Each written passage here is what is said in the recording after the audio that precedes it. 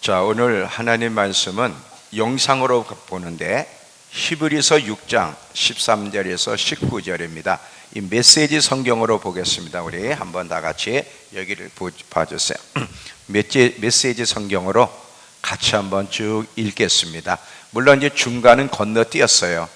그러니까 13절부터 19절까지인데 중간은 건너뛰고 쭉 한번 읽겠습니다. 시작. 하나님께서는 아브라함에게 약속하실 때 자신의 명예를 걸고 분명하게 약속하셨습니다. 하나님께서는 내가 약속한다. 내가 가진 모든 것으로 너에게 복으로 주겠다. 복을 주고 또 복을 주겠다고 말씀하셨습니다. 아브라함은 참고 견딘 끝에 약속받은 것을 전부 받았습니다. 그분의 말씀은 변치 않으며 그분의 약속도 변치 않습니다. 하나님께 인생을 건 우리는 약속받은 그 소망을 두 손으로 붙잡고 놓지 말아야 할 이유가 충분합니다. 그 소망은 끊어지지 않는 영적 생명줄 같아서 모든 상황을 뛰어넘어 곧바로 하나님 앞에까지 이릅니다. 아멘. 자, 이 말씀 오늘 제목은 소망의 줄을 굳게 붙잡고 나아가자, 살아가자, 이 제목으로 말씀을 전할 텐데, 이 본문의 말씀에서 우리 핵심적인 단어들이 있다면 하나님이 당신의 명예를 걸고 약속하셨다는 거예요.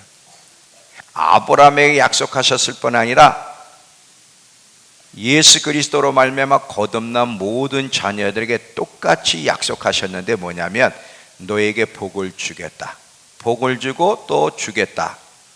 근데 아브라함이 이걸 어떻게 받았냐면 약속을 붙잡고 참고 견딘 끝에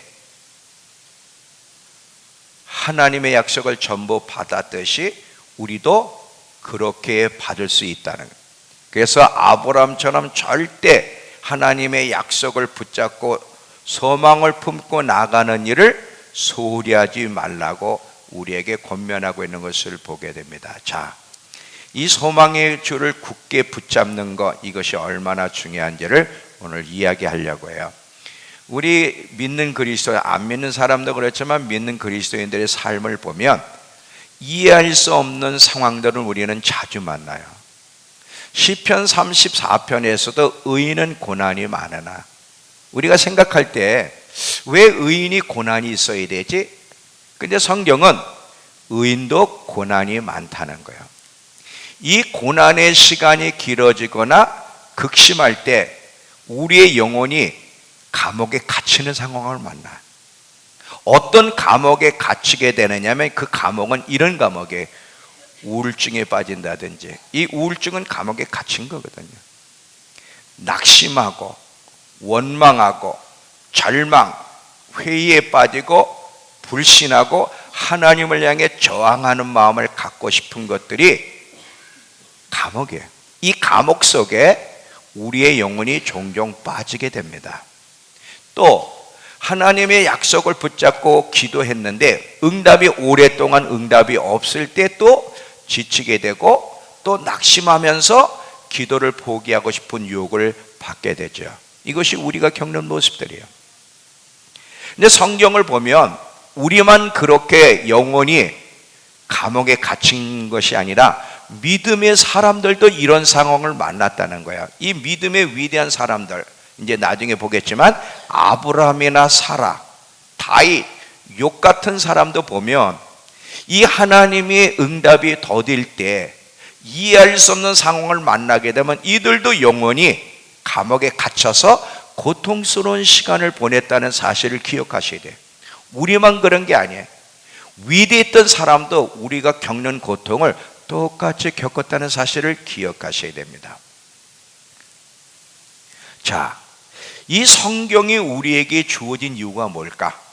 이 성경이 우리에게 주어진 이유, 또 이 믿음의 사람들의 이야기, 그들의 성공의 이야기든 실패의 이야기든 믿음의 사람들의 이야기가 이 성경에 기록된 이유는 우리에게 교훈하고 격려하기 위해서 주셨다는 것을 기억하세요. 물론 책망이 필요할 때는 책망도 하시지만 오늘 이 말씀을 통해서 이 성경에 또 믿음의 사람들의 이야기가 기록된 것은 우리를 교훈하고 격려하기 위해서 우리에게 기록됐는데 세 가지 점에서, 잘 들어보세요. 세 가지 점에서 우리를 교훈하고 깨닫게 해주시려고 이 내용들이 기록됐다는 사실이에요. 첫 번째는 뭐냐면 항상 기억해야 될 것이 하나님이 어떤 분이시냐. 하나님이 당신을 알리시는 데 있어서 여러 가지 환경을 통해서 하나님이 당신을 알려. 그러니까 우리는 이 하나님이 우리에게 어떤 상황을 주실 때 그 목적이 무엇인지를 우리는 잘 몰라요. 항상 하나님이 우리에게 어떤 상황들을 주실 때는 하나님이 어떤 분인지를 배워가라고. 그게 중요한 거예요. 항상 우리는 내 중심이야. 내가 지금 상황이 편하냐 안 편하냐, 내가 문제가 해결되느냐, 항상 나 중심인데 성경은, 기독교는 사람 중심, 나 중심이 아니라 늘 하나님 중심이야. 하나님이 누구신가를 배워가야 되는 거야. 이런 상황을 통해서 하나님이 어떤 분이신지, 그리고 그분이 일하시는 방식, 어떤 식으로 당신의 목적을 우려내서 일해 가시는지를 잘 알고 배우기를 원하시는 거죠. 또한 응답이 더딜 때는 이유가 있어요. 자, 우리는요, 응답이 빨리 오기를 기대하는데 하나님이 우리에게 그 기도의 응답을 늦추실 때는, 더디게 할 때는 반드시 우리에게 이유가 있는데 유익을 주시기 위해서요. 아니, 이렇게 힘들어 죽겠는데 무슨 유익을 주시기 위해서인가? 잘 들어보세요. 이 응답이 더딘 것이 우리에게 어떤 유익, 우리는 유익하면 당장 육체적으로 내가 문제가 해결되는 것을 유익이라고 생각하는데 하나님의 관심과 우리의 관심은 근본적으로 달라요. 하나님의 관심은 우리 내면에 있고요, 당장 문제 해결이 아니라 영원한 세계 주님의 재림일 때까지 우리가 끝까지 믿음을 지켜서 하나님이 주시고자 하실 모든 영광 복을 받아 누리는 것이 하나님의 목적이야. 근데 우리는 그게 관심이 없어. 당장 내 상황, 내 문제 해결만 관심이 있는데 하나님의 관심은 영원한 세계까지 있다는 사실을 우리가 기억하셔야 돼요. 항상 여러분 어떤 상황을 만날 때 그 상황과 문제에만 초점을 맞추지 말고 내 상황이 지금 편해졌느냐 안 해졌느냐에 초점을 맞추는 것이 아니라 하나님이 어떤 분이신가, 그것을 배우셔야 돼. 자, 예를 제가 드릴게요. 요한복음 9장에 보면 날 때부터 소경된 자에 대해서 사람들이 예수님께 질문해요. 예수님, 이 날 때부터 소경된 사람은 누구의 죄 때문에 이렇게 소경이 됐습니까? 본인의 죄입니까? 부모의 죄입니까? 그럴 때 예수님이 본인의 죄도 아니고 부모의 죄도 아니고 그 사람을 통해 하나님의 영광을 드러내기 위해서다. 하나님이 당신을 알리시기 위해서라는 거예요. 요한복음 11장에 보면 죽은 나사로 사건도 나와요. 이 나사로가 또 왜 죽었습니까? 그 목적도 뭐예요? 그 죄 때문에 죽은 게 아니라 하나님이 당신이 누구신지를 드러내시기 위해서라는 거지. 자, 한번 성경을 보겠습니다. 요한복음 9장.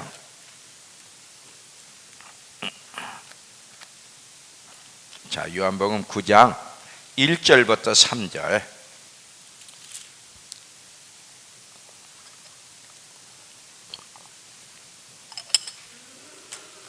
예수께서 길을 가실 때에 날 때부터 맹인된 사람을 보신지라. 제자들이 물어 이르되 랍비여, 이 사람이 맹인으로 난 것이 누구의 죄 때문이니까? 자기니까 그 부모니까? 예수께서 대답하시되 이 사람이나 그 부모의 죄로 인한 것이 아니라 그에게서 하나님이 하시는 일을 나타내고자 함이라. 하나님이 어떤 분이신지를 가르쳐 주시고 하나님을 세상에 드러내시기 위해서라는, 이게 중요한 거예요. 죽은 나사로 사건도 똑같아. 11장 가보세요. 11장 4절. 예수께서 들으시고 이르시되 이 병은 죽을 병이 아니라 하나님의 영광을 위함이라. 하나님의 아들이 이로 말미암아 영광을 받게 하려 함이라 하시더라 그래. 그러니까 잘 들어보세요. 하나님이 우리에게 어떤 상황을 주실 때 그게 이해할 수 없고 고난의 현장이고 어떤 면에서 응답이 더딜 때는 이유와 큰 목적이 있는데 뭐야? 하나님을 배우게 하기 위해서. 하나님이 어떤 분이시냐? 우리 인간이 이 땅에 존재하면서 가장 중요하고 최우선적인 일은 하나님이 누구시느냐예요. 항상 중심이 하나님이란 사실을 여러분 잊지 마시기 바랍니다. 여러분, 하나님은요, 우리가 하나님 이런 분이 이 한마디로 다 알 수 있는 게 아니야. 끝이 없어. 하나님은 상황을 통해서 계속 하나님이 어떤 분인지를 알아갈 뿐이에요. 이게 첫 번째 목적이고요. 두 번째 목적은 뭐냐면, 잘 봐요. 하나님이 우리에게 그런 어려운 상황, 어떨 땐 응답이 더되게 하시는 이유는 뭐냐면, 자, 우리 안에 있는 믿음과 소망을 극대화시키기 위해서요. 자, 아무리 현실이 어렵고 불가능해 보여도 하나님의 약속은 변하지 않고요, 그 약속을 끝까지 붙잡고 소망의 끈을 놓지 않으면 반드시 응답된다는 사실을 가르칠 뿐 아니라 더 중요한 것은, 자, 예수를 믿을 때 우리 안에 믿음과 소망의 씨앗이 뿌려져요. 예수를 믿지 않는 사람에게는 믿음이라는 게 없어요. 물론 그들 나름대로 신념이라는 거 있지만 이 신념과 우리가 예수 그리스도 안에서 믿는 믿음과는 차이가 있죠. 거듭나는 순간 하나님이 우리에게 믿음과 소망의 씨앗을 주시는데, 이 믿음과 소망의 씨앗은 큰 일을 이룰 수가 없어요. 단순히 하나님의 존재, 예수를 믿으면 천국 간다는 정도지 이것이 기적을 일으켜내지 못하는데, 이 우리 안에 뿌려진 믿음과 소망의 이 작은 씨앗이 계속해서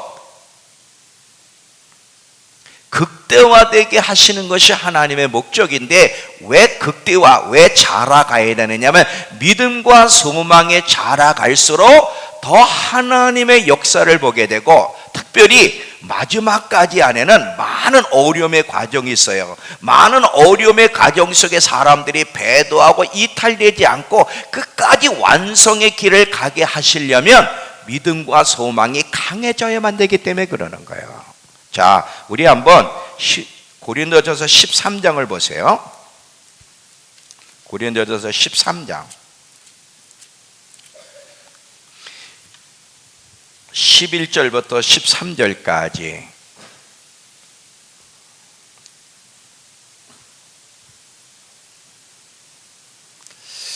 내가 어렸을 때에는 말하는 것이 어린아이 같고 깨닫는 것이 어린아이 같고 생각하는 것이 어린아이 같다가 장성한 사람이 되어서는 어린아이를 버렸노라. 우리가 지금은 얼굴을 거울로 보는 것 같이 심히 하나 그때에는 얼굴과 얼굴을 대하여 볼 것이요, 지금은 내가 부분적으로 아나 그때에는, 여기서 그때는 예수님이 재림하실 때를 말해요. 그때에는 주께서 나를 아신 것 같이 내가 온전히 아니라, 예수님이 재림하실 때까지 이 완성을 향해서 믿음의 여정을 잘 달려가야 되는데, 이 믿음의 여정을 잘 달려가려면 믿음과 소망이 극대화돼야 돼. 왜냐하면 이 씨앗으로 뿌려진 연약한 믿음과 소망을 가지고는 많은 환난과 역경이 올 때 넘어지게 되기 때문에, 이게 하나님이 원하시는 게 아니야. 넘어지지 않고 끝까지 완성을 향해서 달려가려면 믿음과 소망이 극대화되어야 되는데, 믿음과 소망이 어떻게 강해지고 극대화되느냐면 고난의 현장, 응답이 더딘 과정을 통해 만드신다는 거예요. 우린 이런 일에 관심이 없어.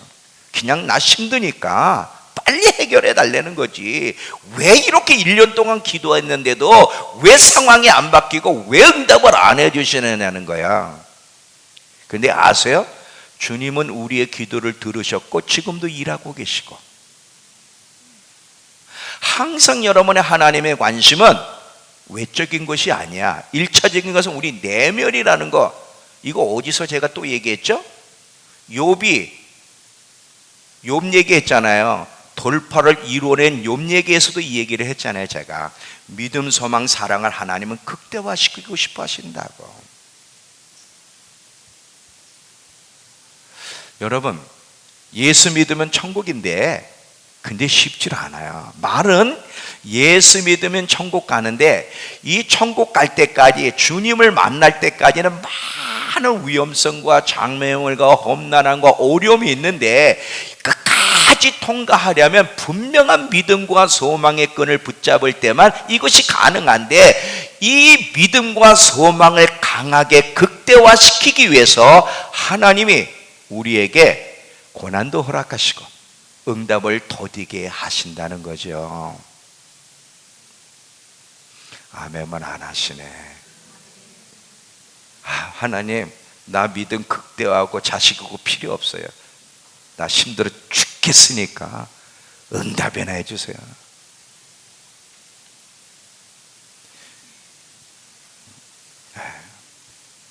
여러분 잘 보세요. 하나님이 일하시는 방법에 대해서 잘 여러분이 이해를 하셔야 돼요.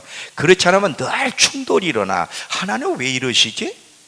하나님이 일하시는 방법에 대해 이해를 해야 하나님을 섬길 때 갈등이 없고 충돌이 없는 거예요. 우린 너무나 하나님과 씨름하느라고 갈등하고 충돌하라고 너무 에너지를 많이 소비해요. 쓸데없는 에너지를. 여러분, 우리 말씀 암송한 거 로마서 4장 18절부터 22절도 뭐예요? 아브라함이 바랄 수 없는 중에 바라고 믿음. 여러분, 처음부터 아브라함 믿음이 극대화된 건 아니에요. 제가 이따가도 얘기했지만 여러분 알죠? 아브라함도 응답이 오랫동안 20년 이상 더디다 보니까 불신에 빠지고요. 자기 부인은 아주 냉소적인 여자가 웃었어요.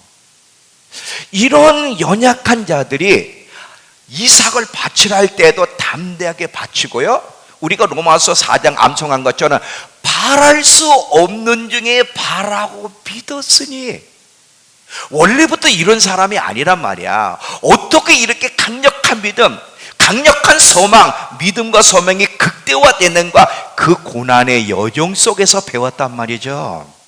그게 귀한 거예요.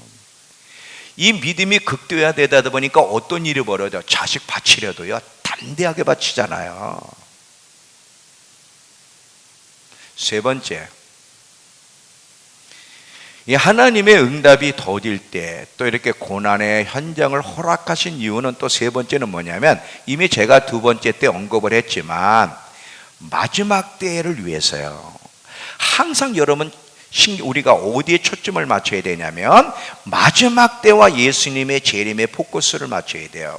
왜냐하면 자 보세요, 우리의 목적은 예수님의 재림을 잘 준비해서 만나는 건데, 근데 이 예수님의 재림을 잘 만나려면 환난을 겪어야 돼요. 환난의 과정을 겪어야 된다는 거예요. 이 7년이라는.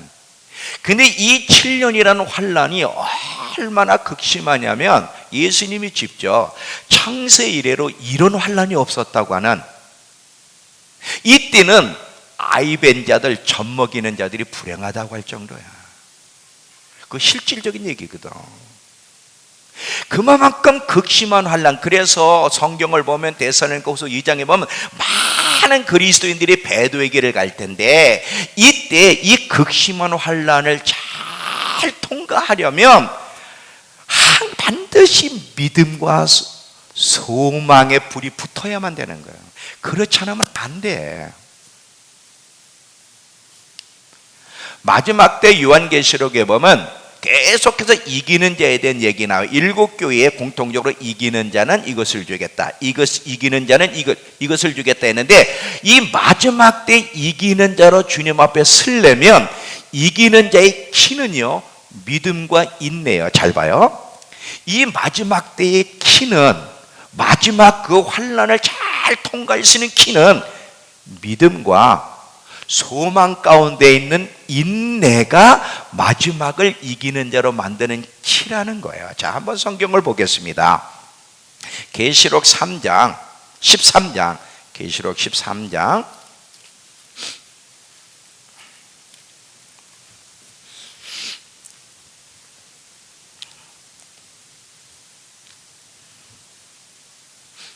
7절부터 읽을게요.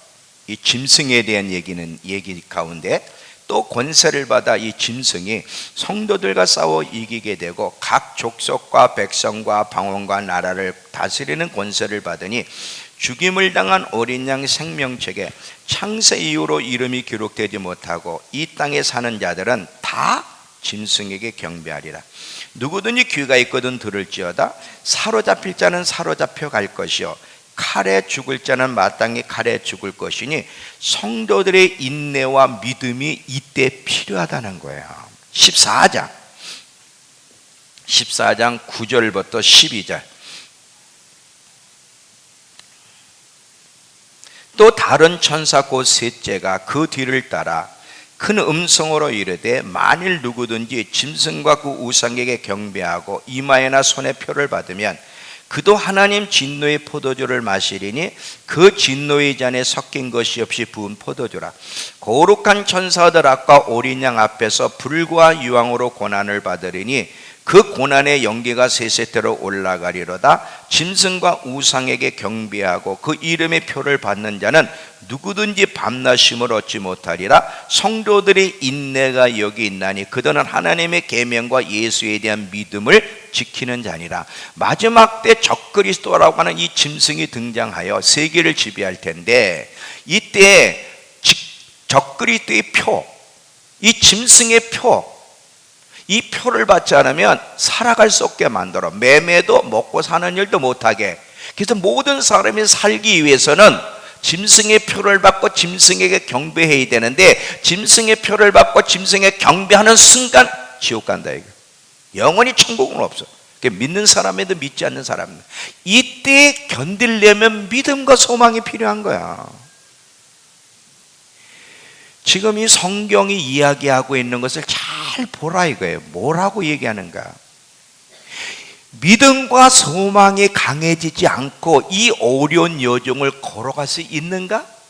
지금도 조그만 일을 만나면 쉽게 좌절하고 눈물을 흘리고 울고불고 하는데 마지막 못 걸어가요, 여러분.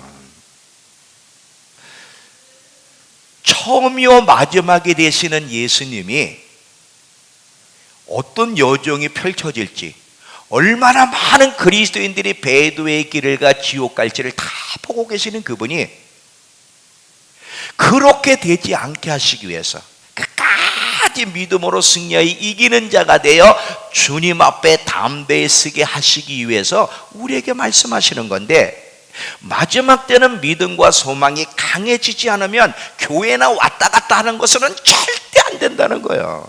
근데 믿음과 소망을 이 극대화시킬 수 있는 길이 뭐예요? 응답이 더디게 하고 많은 고난의 현장을 만나게 함으로 그렇게 만들어 주신다는 거죠. 여러분 요한계시록 2장 서머나 교회를 보세요. 요한계시록 2장의 서머나 교회 2장 8절부터 보시면, 서머나 교회 사제에게 편지하라. 처음이며 마지막이여 죽었다가 살아나시니가 이르시되 내가 네 환난과 궁핍을 알거니와 실상은 내가 부여한 자라. 자칭 유대인이라 하는 자들의 비방도 알거니와 실상은 유대인이 아니여 사단의 회랑이라. 너는 장차 받을 고난을 두려워하지 말라. 볼지어다 마귀가 장차 너희 가운데 몇 사람을 오게 던져 시험을 받게 하리니 너희가 10일 동안 환난을 받으리라. 내가 죽도록 충성하라. 그리하면 내가 생명의 관을 내게 주리라. 귀 있는 자는 성령이 교회들에게 하시는 말씀을 들으라. 이기는 자는 둘째 사망해를 받지 아니하리라. 자, 마지막 때 참 어려운 시간을 만날 텐데 예수님이 뭐라 그래요? 그래도 죽도록 충성하래요. 근데 어떻게 죽도록 충성해? 교회 다니면 돼? 아니야. 믿음과 소망이 극대화돼야 돼. 저는 개인적으로요, 그냥 이거는 제 생각이에요. 앞으로 결혼하는 사람들은 자녀 안 낳는 게 좋습니다. 정말요. 나는 우리 손주가 지금 넷이잖아요. 나는 나 혼자만 고민하는 게 아니에요. 우리 온 가족을 부둥켜 안고 내 손주 새끼들 넷까지 내가 천국을 데려가야 되는데, 그래서 날마다 울면서 기도를 해. 도와달라고. 여러분, 마지막 여정을 여러분이 느끼면 결혼 안 해. 정말이에요. 혼자도 견디기 어려워. 근데 오해는 마세요. 결혼해요? 하세요? 예, 하세요. 애도 팍팍 나시고요. 예.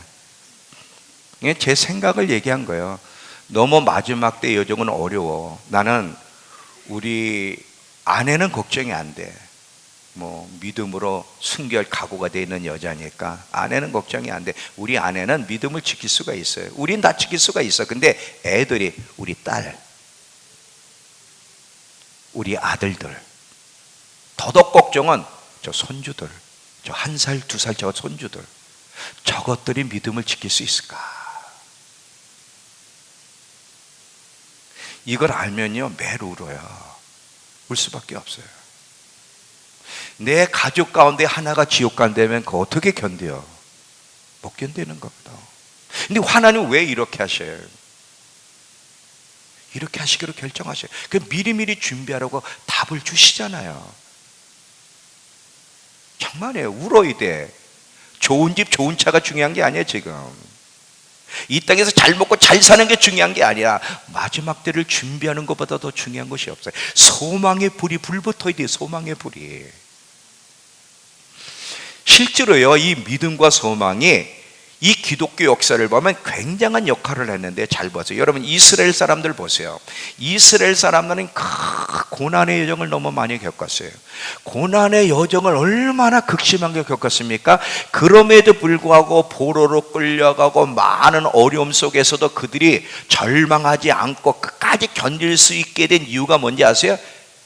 메시아가 온다는 거야. 그들을 구원하러 메시아가, 그들을 구원할 메시아가 온다고 하는 이 약속에 대한 소망이 그들로 견디게 했어요. 여러분 다니엘서를 보면 다니엘이 바벨론 포로로 갔다가 성경 말씀을 예레미야를 읽다 보니까 70년 만에 고난이 끝난다는 말씀을 깨달았어요. 소망에 불 붙었어요.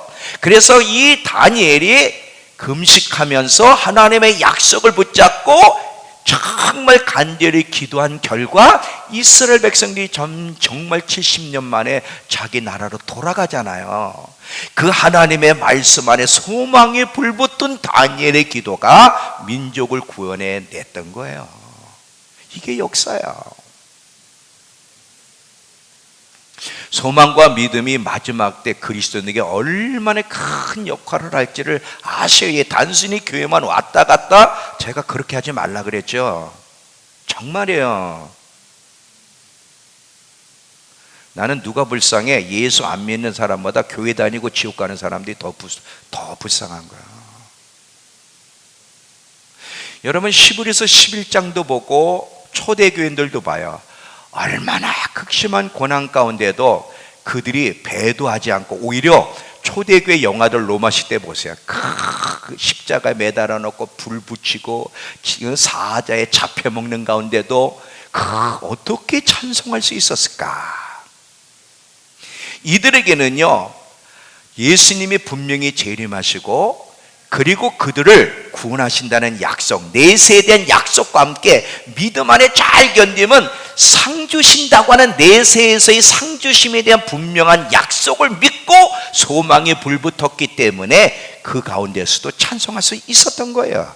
다 믿음과 소망이에요.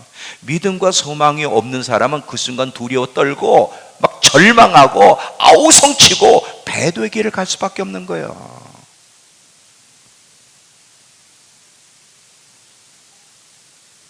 우리 가운데도 너무 이해할 수 없는 상황을 만나면 그리고 기도 응답이 더디면 낙심과 절망 가운데 그런 사람도 있고 이제 앞으로 그런 일을 만날 거예요. 또 저도 30년 목회 지금 32년째예요 30년의 여정이 얼마나 힘들었는지 가끔 이렇게 제가 기도하면 자주 요즘 이렇게 울어. 근데 내용이 기뻐서 우는 건 아니야. 너무 힘드니까. 언제까지 기다려야 되지? 30년을 기다려왔는데. 근데 아무리 힘들어도 끝까지 견딜 수 있게 하는 힘이 뭔지 아세요? 소망이에요. 소망의 끈만 놓지 않으면 반드시 승리해. 소망의 끈을 놓으면 소망이 없지만 소망의 끈, 약속에 대한 소망의 끝을 놓지만 않으면 반드시 주님이 역사하는 것을 볼 것인데 이게 쉽지 않다는 거야. 이 소망은요, 그리스도인들에게도 큰 역할을 하지만 안 믿는 사람에게도 큰 역할을 해. 여러분 보세요. 우리나라 일제시대 때 독립운동한 사람들 보세요. 근데 이 독립운동한 사람들 가운데는 예수 믿는 사람도 있지만 믿지 않는 사람도 많았거든. 그 사람들 봐. 그렇게 엄청나게 어려움, 막 일본 사람들에게 붙잡혀서 온갖 고문을 당하면서도 포기하지 않고 계속 독립운동할 수 있었던 이유는 뭐예요? 소망으로 보장됐기 때문에, 반드시 나라를 되찾을 수 있다는 소망 때문에 그런 거야. 여러분, 감옥에서도요, 제가 그 영화 제목은 모르겠는데 한 사람이 모함으로 감옥에 갔어. 감옥에 가가지고 무기징역을 받았어요. 무기징역을 받았는데 몇 사람이 자살을 하는 거야. 소망이 없는 사람은 옥매달아 자살을 하지. 근데 한 사람이 끝까지 그 벽에다가 날짜를 쓰는 거야. 날짜를 쓰면 하나씩 지워. 계속. 그리고 끝까지 견디는 거야. 왜 그래? 나갈 수 있다는 소망이 있으니까 그러는 거야. 나갈 수 있다는 분명한 소망이 있는 사람은 날짜를 계속 지어가며 기다리지만 나는 감옥에서 죽을 거야, 절대 못 나가. 그 사람은 자살하는 거야, 거기서. 이만큼 소망이라고 하는 것은 참 고귀한데, 근데요, 소망이 고귀하면서도 또 소망이 위험해. 이 고귀하면서도 왜 위험하냐면 이 불신자들이 품는 소망은요, 지옥까지 보낼 수 있기 때문에 그래. 잘 봐요. 예를 하나 드릴게요. 이 소망은 우리에게 잠시 동안은 우리의 비율을 맞춰주고 위로도 하지만 하나님의 약속을 소망하는 자에게는 문제가 없는데, 하나님의 약속이 하는 막연한 소망은 우리를 지옥까지 이끌어갈 수 있다는 거예요. 예를 들면 뭐예요? 여러분, 그 불교인들 보세요. 그들도 부처를 믿으면 극락을 간다는 거지. 근데 극락을 가? 오직 예수 외에는 안 돼. 내가 길이요 진리요 생명이니 나로 말미암지 않고는 아무도 아버지께로 갈 수 없다. 예수 그리스도가 하나님께로 갈 수 있는 영원한 생명의 길이기 때문에 예수 외에는 안 되는데, 불교는 뭐예요? 부처가 극락이라는 거지. 이슬람은 뭐예요? 마호메트를 믿고 성전, 그냥 저 미국이나 이스라엘 저놈들을 위해서 폭탄 테러 이러면 하늘나라에서 큰 상을 주고 마누라도 대여섯 명 준다는 거지. 이 거짓된 소망, 이건요 지옥으로 보내요. 그러니까 소망이 고귀하면서도 참 위험한 게 이 소망인데, 근데 우리 그리스도인들에게는 위험하지 않아요. 우리 그리스도에게는 완전하고 확실한 소망. 그래 베드로는 이 우리 그리스도인들이 믿는 소망을 산소망이라 그래. 자, 베드로전서를 가보세요. 베드로전서 1장 3절을 보시면,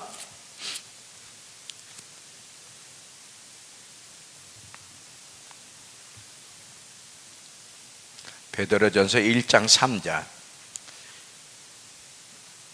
우리 주 예수 그리스도의 아버지 하나님을 찬송하리로다. 그의 많으신 긍휼대로 예수 그리스도를 죽은 자 가운데서 부활하게 하심으로 말미암아 우리를 거듭나게 하사 살아있는 소망이 있게 하시며. 왜 우리 믿는 사람이 갖고 있는 소망은 살아있는 참 소망이죠. 하나님의 약속과 예수 그리스도의 구속의 기초를 두고 있고, 이 소망은 실제를 만들어내기 때문에 우리의 소망은 살아있는 소망이고, 이 하나님의 약속과 예수 그리스도의 십자가에 기초한 소망은 반드시 좋은 일을 만들어내. 반드시 좋은 결과를. 그래서 예수 믿는 사람들이 품고 있는 소망만 살아있는 소망이지, 그 외의 소망들은 진정한 소망이 될 수 없다는 사실을 기억하셔야 됩니다. 시브리서 6장에도 가보세요. 시브리서 6장 19절.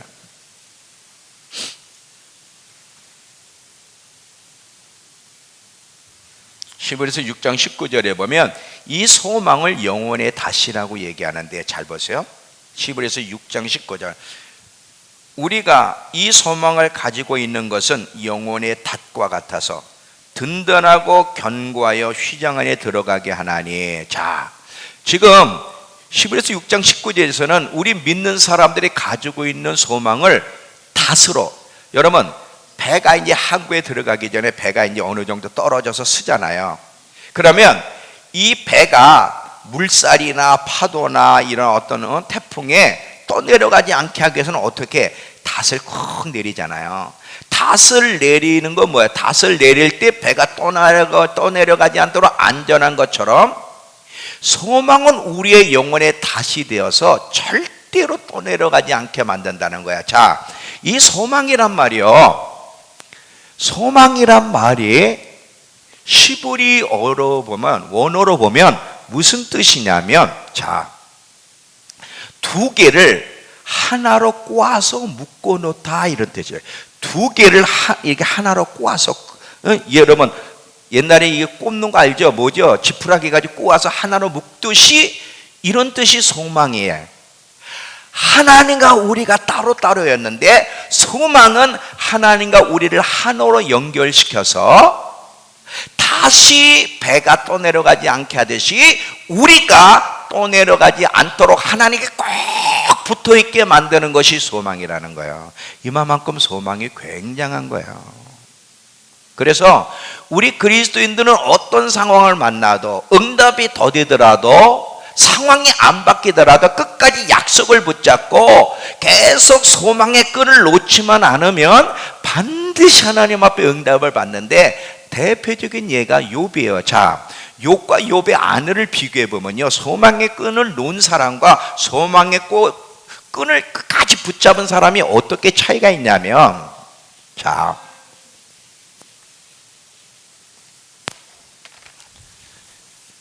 욥과 욥의 아내를 보세요. 야고보서 5장 11절에 보면 인내하는 자의 결말을 너희가 욥을 통해 알지 않느냐. 참고 끝까지 견디는 자에게 어떻게 하나님이 회복시켜 주셨는지, 그게 야고보서 5장 11절이야. 근데 여러분, 질문 하나 할게요. 하나님이 욥을 회복시켜 주셨을 때, 그래서 자식을 다시 낳았죠. 새로운 자식. 그때 그 자식들은 이 첫 번째 아내를 통해 낳았을까요? 두 번째 다른 여자를 통해 낳았을까요?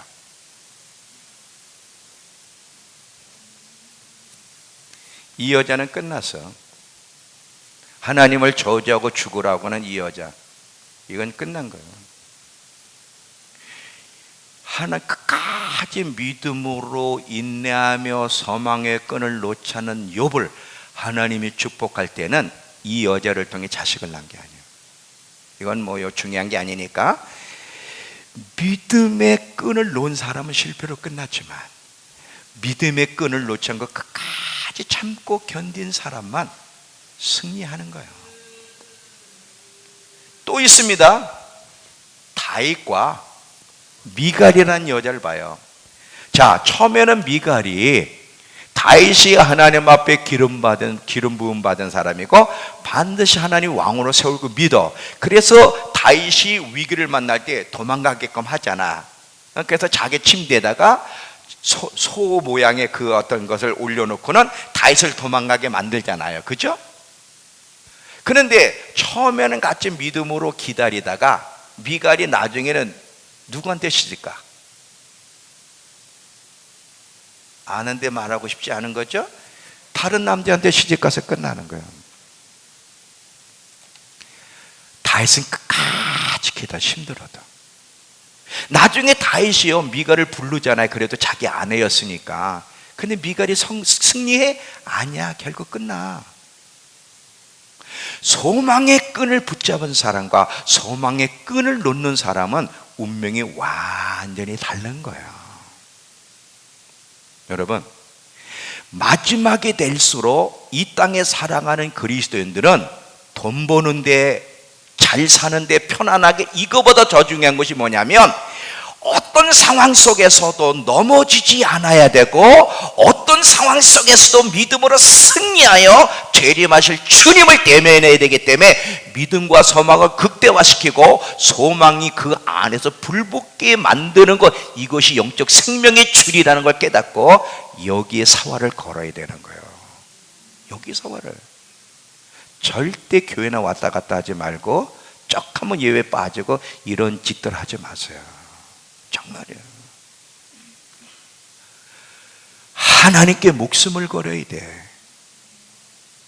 하나님께 목숨을 걸어야 돼. 하나님께 목숨을 걸어야 된다니까. 손님이 왔다고 빠지고, 아프다고 빠지고, 이래서 빠지고, 저래서 빠지고. 근데 직장들은 기어서라도 나가거든.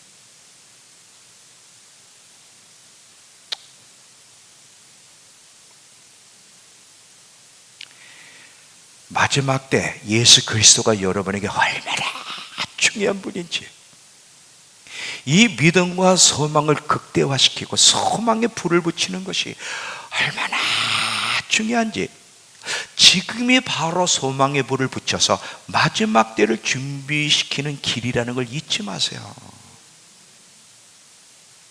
나는 우리 믿음께 모든 성들이 다 천국 갔으면 좋겠어요. 정말이에요. 환난의 때에, 그때까지 여러분과 제가 같이 있을지 모르겠지만, 환난의 때 나는 증평 믿음교회 다녔던 사람들이 표를 받았다는 소리가 안 들렸으면 좋겠어. 정말이야.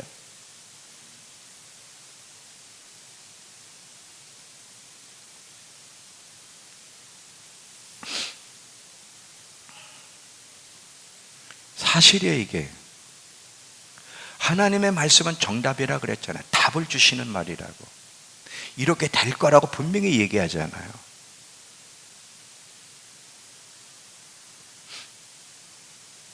자연아, 우리 자연이 아파서 이틀 쉰 거, 그래서 밤에 못 온 거, 그거 내가 얘기하는 거 아닌 거 알지? 잘 쉬었어. 너는 잘 쉬었어. 아플 때는 푹 쉬는 것도 좋아.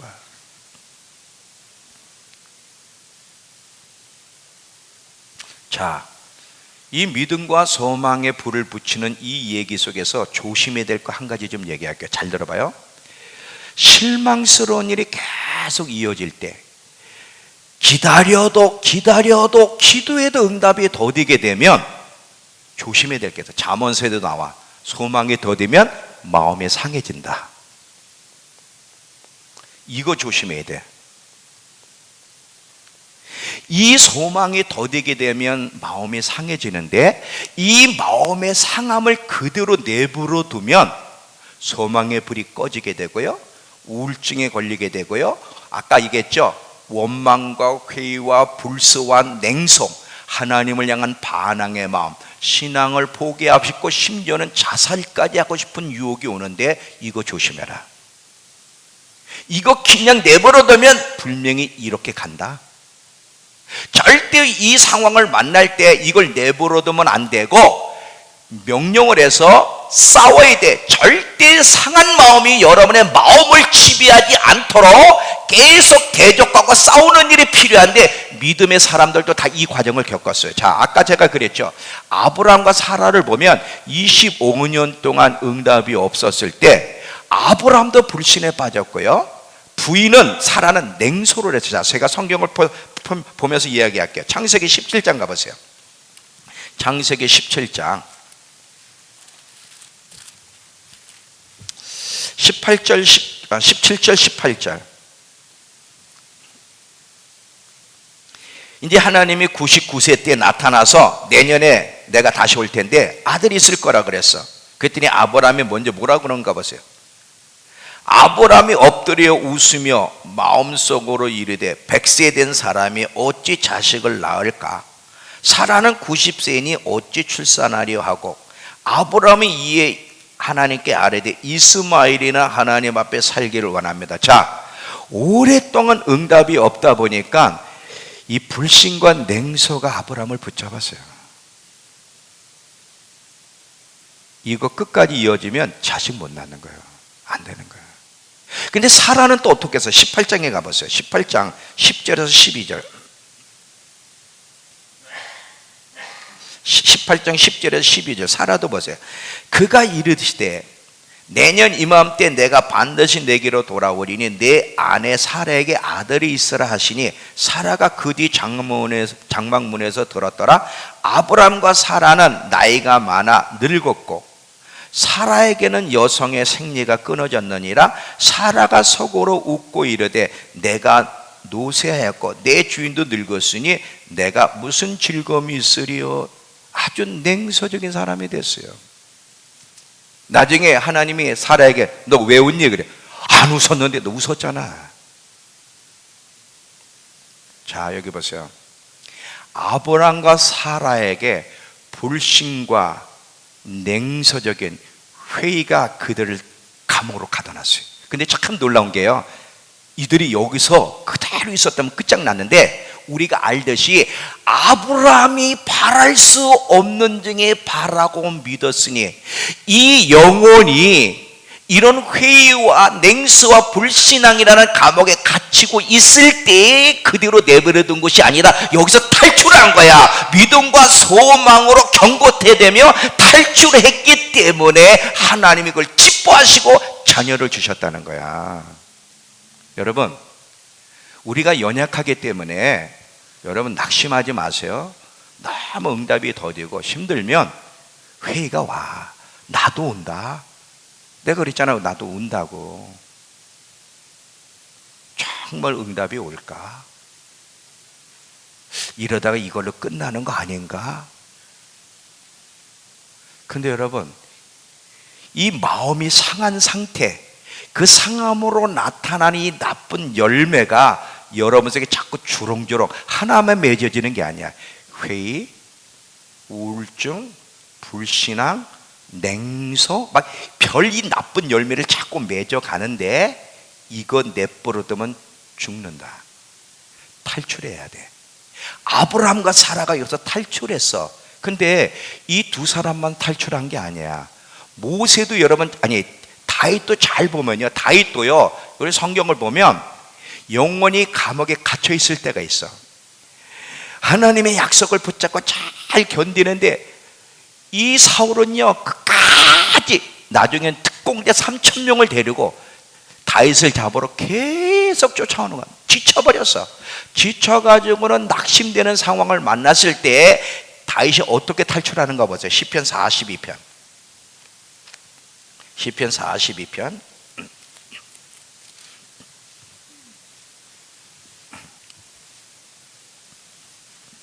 5절. 시편 42편 5절. 비셨죠? 내 영혼아 내가 어찌하여 낭망하며 어찌하여 내 속에서 불안하여 하는고. 너는 하나님을 바라라. 그 얼굴에 도우심을 인하여 내가 오히려 찬송하리로다. 지금 다윗도요 한때 영혼이 감옥에 갇혔어. 과연 하나님의 약속이 이루어질까? 계속 사울은 죽이러 쫓아오고 상황은 안 바뀌니까 막 절망, 회의에 빠지는 순간이 왔어요.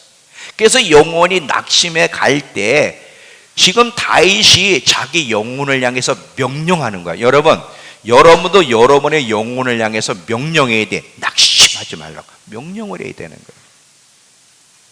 근데요, 또 한때 이런 어려움을 겪은 사람이 아브라함이나 다윗만 그런 게 아니에요. 모세도 그래. 자, 한번 보세요. 여러분, 이 모세가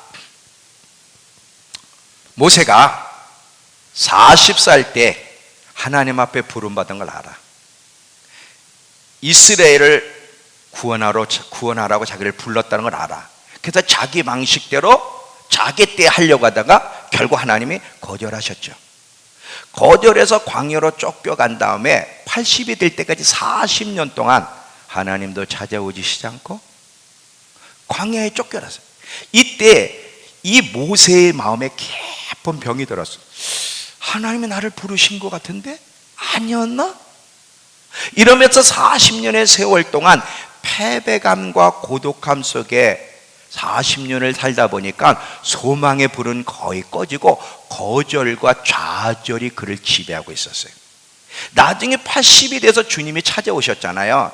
자, 이제 내가 너를 보내니 애굽에 가서 내 백성을 구원해내라. 이때 모세가 뭐라고 말하는 거 보세요. 자, 출애굽기 가보세요. 출애굽기 3장. 출애굽기 3장 11절. 출애굽기 3장 11절. 모세가 하나님께 아뢰되 내가 누구이기에 바로에게 가며 이스라엘 자손을 애굽에서 인도해 내리까? 나는 틀렸습니다. 4장 13절. 4장 13절. 모세가 이르되 오 주여 보낼 만한 자를 보내소서. 지금 계속 모세는 나는 아니에요. 난 틀렸어요. 자꾸 그러니까 하나님이 기적을 보여주셨거든요. 자, 너 지팡이 떨어뜨려 봐라. 그때 뱀이 됐어. 다시 집어라. 그때 다시 지팡이가 됐어. 그래도 안 믿어. 그때 네 손을 이 품에 집어넣어 봐라. 꺼냈더니 문두병이 됐어. 막 다시 집어넣어봐라. 정상. 이렇게 하나님이 기적을 베푸시면서 이제 가라. 내가 너와 함께 할 거다. 그랬더니 그의 그 패배감, 거절감, 불신, 절망이 꽉 차 사로잡으니까 난 안 돼요. 난 못 가요. 다른 사람 보냈어요. 하나님 화를 내실 정도로. 근데 여러분, 모세도 이 감옥에서 탈출했어요. 자, 하나님이 참 놀랍죠. 이랬을 때 그래? 넌 끝이야. 이러면 우린 끝난 건데 로마서 15장 13절에 하나님은 소망의 하나님이라는 거예요. 자, 로마서 15장 가보세요. 로마서 15장 13절.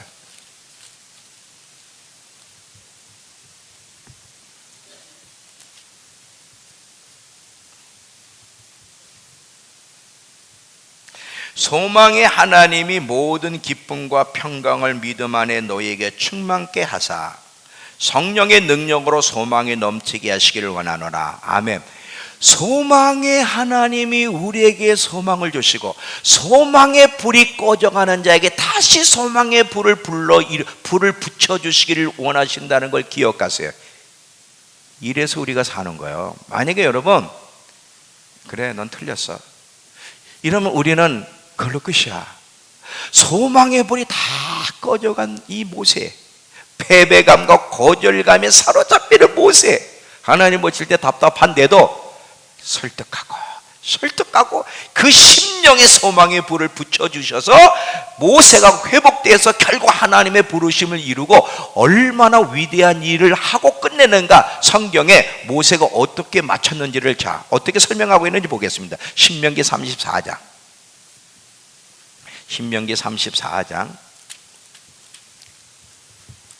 10절에서 12절. 그 후에 이스라엘의 모세와 같은 선지자가 일어나지 못하였나니 모세는 하나님 여호와께서 대면하여 아시던 자요 여호와께서 그를 애굽 땅에 보내사 바로와 그 모든 신하와 그 온 땅의 모든 기적과 기사와 모든 큰 권능과 위엄을 행하게 하심에 온 이스라엘 목전에 그것을 행하던 자이더라. 자, 어떻게 모세가 이런 믿음의 사람으로 인생을 마칠 수 있었죠? 믿음과 소망을 하나님이 불러일으켜 주셔서 믿음과 소망으로 자기의 감옥을 탈출하여 하나님 앞에 올바르게 반응하며 나아갔더니 패배감과 절망 속에 있었던 모세가 위대한 역사를 이루고 영광 가운데 주님 앞에 갔다는 거예요. 여러분, 하나님은 저와 여러분에게 이렇게 만들어주고 싶어 하세요.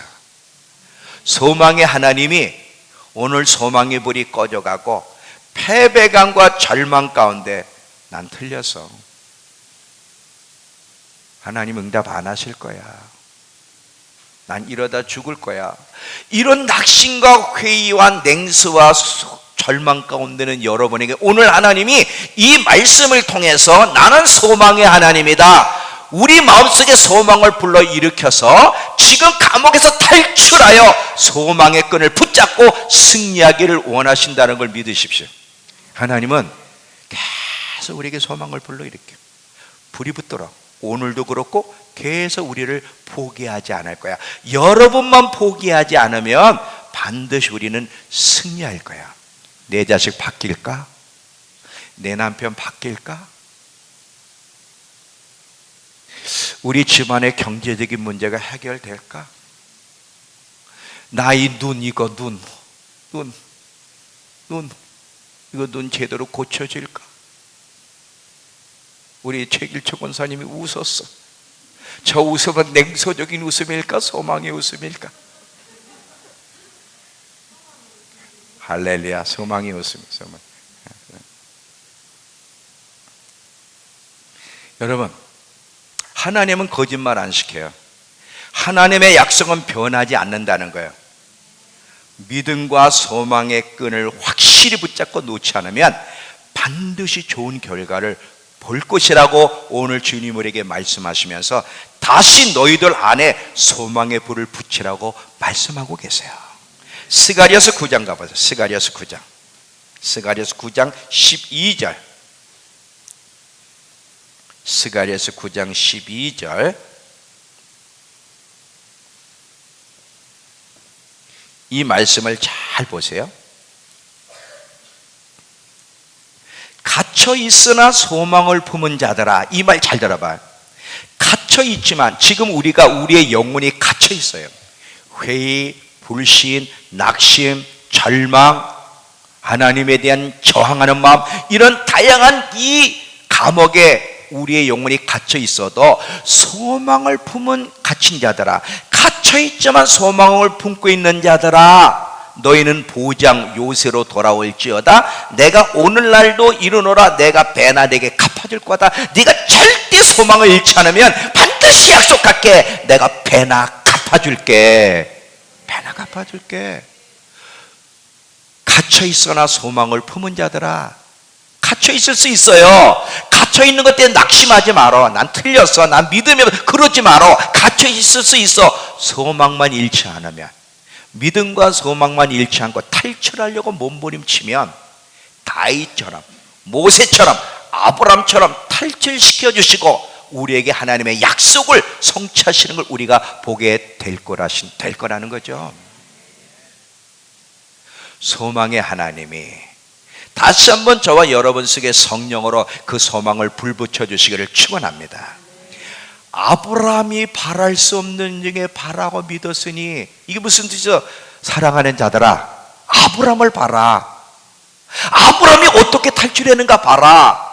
그 영혼이 감옥에서 어떻게 탈출했는지 봐라. 이건 네 몫이야. 내가 말을 하지만 네가 탈출해야 돼. 아브라함은 바랄 수 없는 게 바라고 믿으면서 탈출했듯이 너희도 탈출해. 내가 도와줄게.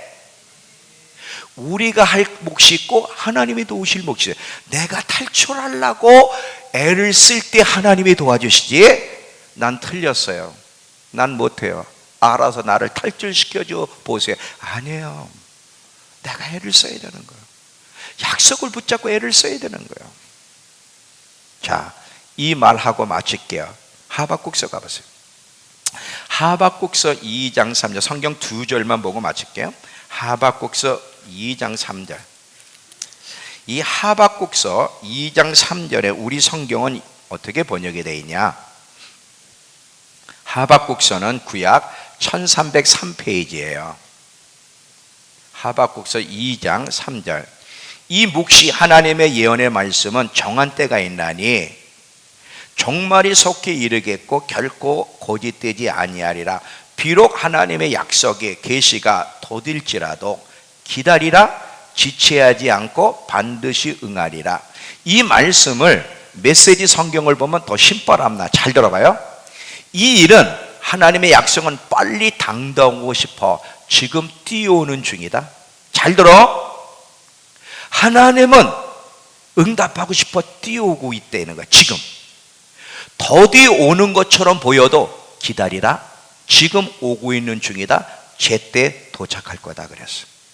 자, 하나님이 지금 어떻게 여러분에게 향한 약속, 여러분의 기도를 응답하기 위해서 지금 어떻게 하고 있다? 달려오고 있다는 거야. 달려오고 있다는 거야. 기다려라. 더딘 것 같지? 기다려. 달려와. 반드시 내가 응답할 거야. 하나님이 지금 우리에게 약속하고 계시다는 거예요. 여러분, 탈출해야 돼. 탈출해야 돼. 다시 믿음과 소망이 여러분을 사로잡을 수 있도록, 그리고 믿음과 소망이 이 지금 기다리는 기도한 낙심하며 있지 말고 믿음과 소망을 극대화시키는 법, 말씀을 암송하고 기도하면서 믿음과 소망을 강화시켜야만 마지막까지 승리할 수 있는 거야. 하나님이 지금 우리에게 더디게 하시는 것은 당장 지금의 여러분의 그 기도의 응답뿐만 아니라 마지막까지 승리하여 완성될 때까지 주님 앞에 설 수 있는 사람으로 만드시기 위해서 지금 일하고 계시니, 하나님은 한순간도 쉬지 않아요. 상황이 변화되든 변화되지 않든 하나님은 단 1초도 쉬지 않고 여러분을 향한 하나님의 계획을 지금도 진행하고 계시고 그 응답하기 위해서 달려오고 계신다는 걸 믿고, 다시 한번 믿음과 소망이 여러분의 마음속에 불붙는 이 시간이 되기를 축원합니다. 기도합시다. 하나님,